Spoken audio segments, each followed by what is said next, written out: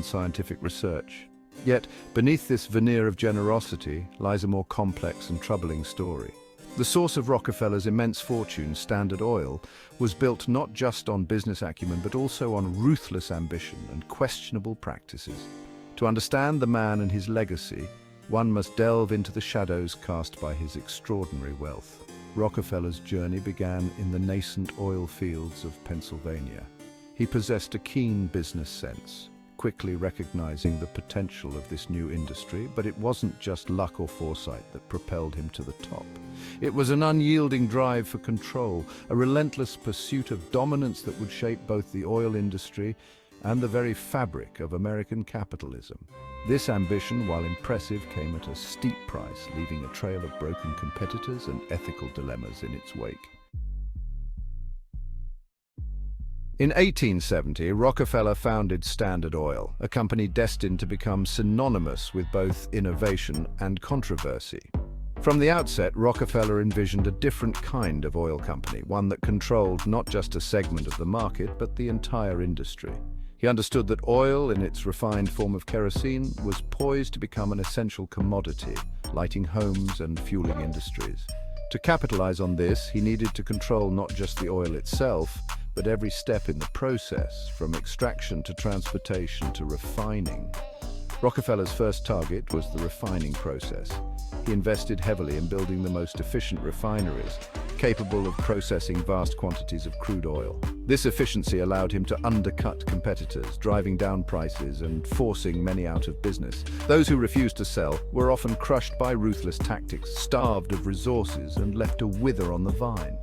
Rockefeller, a master strategist, understood that controlling the flow of oil was the key to controlling the entire industry. With his refining dominance secured, Rockefeller turned his attention to transportation. He understood that railroads held the key to moving his refined oil across the nation.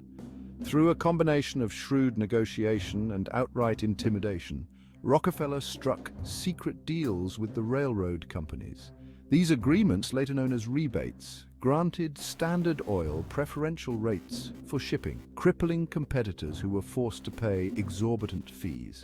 These backroom deals gave Standard Oil an insurmountable advantage, effectively strangling any chance of fair competition. Control of the railroads wasn't enough. Rockefeller also sought to dominate the supply chain. He bought up oil fields, pipelines, and even forests, securing access to the raw materials and infrastructure needed for every stage of the oil business. This relentless pursuit of vertical integration gave Standard Oil unparalleled power, allowing it to dictate prices and control the flow of oil from the ground to the consumer. The American public, while reaping the benefits of cheap kerosene, were slowly becoming captive to a sprawling monopoly.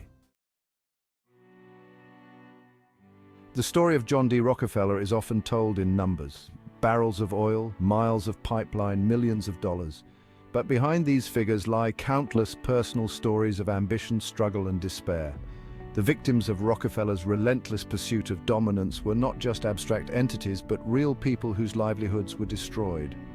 One such story is that of Ida Tarbell, a journalist whose own father, an independent oil producer, was driven out of business by Standard Oil's predatory tactics. Her father, once a successful businessman, was reduced to poverty, his life's work swallowed by the insatiable appetite of Rockefeller's empire. Tarbell would go on to become one of Rockefeller's fiercest critics, penning a scathing exposé that laid bare the company's ruthless methods. Her story served as a powerful reminder of the human cost of unchecked corporate greed. By the turn of the 20th century, public sentiment towards Standard Oil and its founder had begun to shift. The company, once hailed as a symbol of American ingenuity, was increasingly seen as a menacing monopoly, its tentacles wrapped around the nation's economy. The cries for regulation grew louder, fueled by exposés like Tarbell's and growing public awareness of the company's questionable practices. In 1906, the US government filed an antitrust lawsuit against Standard Oil, accusing the company of violating the Sherman Antitrust Act. The legal battle was long and arduous, but the tide had turned against Rockefeller. The public, once enamored by his success, was now acutely aware of the methods used to achieve it. The trial exposed the inner workings of Standard Oil, revealing a pattern of intimidation, bribery, and manipulation that shocked the nation.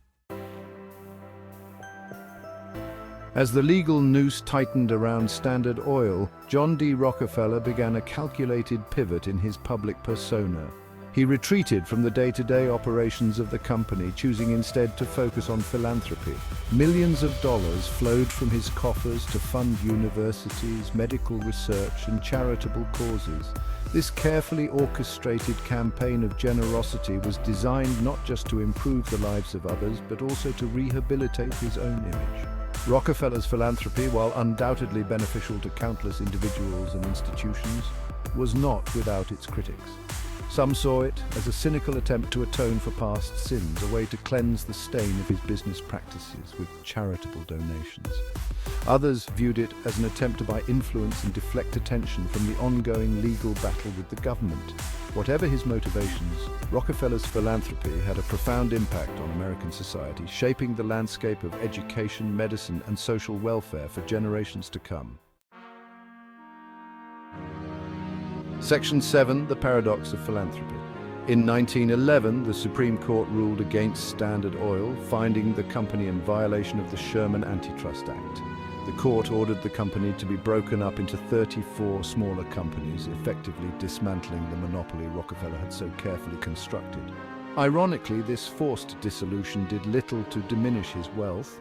The individual companies thrived, and Rockefeller, as a major shareholder in each, saw his fortune multiply. Despite the breakup of his empire, Rockefeller's philanthropic endeavors continued unabated. He donated vast sums to establish the University of Chicago, the Rockefeller Institute for Medical Research, now Rockefeller University, and the Rockefeller Foundation. These institutions went on to make groundbreaking discoveries, improve public health, and educate generations of students. The scale and scope of his giving were unprecedented, cementing his legacy as one of the most generous philanthropists in history. Section 8. The enduring legacy of a complex figure. John D. Rockefeller died in 1937 at the age of 97. He left behind a complicated and often contradictory legacy. He was a devout Baptist who believed in hard work and personal responsibility, yet he presided over a company that ruthlessly crushed competitors and exploited workers. He was a shrewd businessman who revolutionized the oil industry, but he did so through ethically dubious means that undermined the principles of free market capitalism. The debate over Rockefeller's legacy continues to this day. Some argue that his philanthropic contributions outweigh the sins of his past, that the good he did with his fortune outweighs the questionable methods he used to amass it. Others contend that his philanthropy, while commendable, cannot erase the damage he inflicted on competitors, workers, and the very fabric of American capitalism. Section 9. The Ripple Effect. It is impossible to separate Rockefeller's philanthropy from the source of his wealth. The vast fortune he so generously distributed was built on a foundation of ruthless business practices, predatory pricing, and anti-competitive behavior. His legacy is a stark reminder that even the most noble intentions can be tainted by the means used to achieve them. Rockefeller's story raises important questions about the role of government in regulating industry, the social responsibility of corporations, and the complex relationship between wealth and philanthropy. It is a story that continues to resonate in the 21st century, a cautionary tale about the dangers of unchecked ambition and the enduring power of wealth. Section 10. A legacy forged in oil, redeemed by charity. John D. Rockefeller's life was a study in contrasts. He was a man of deep religious convictions who amassed his fortune through ruthless business practices. He was a ruthless competitor who became one of the world's greatest philanthropists. His story is a reminder that history is rarely black and white, that even the most influential figures are often a complex mix of good and bad. Ultimately, it is up to each generation to grapple with the complexities of his legacy and decide whether the good he accomplished can truly overshadow the questionable methods he employed along the way.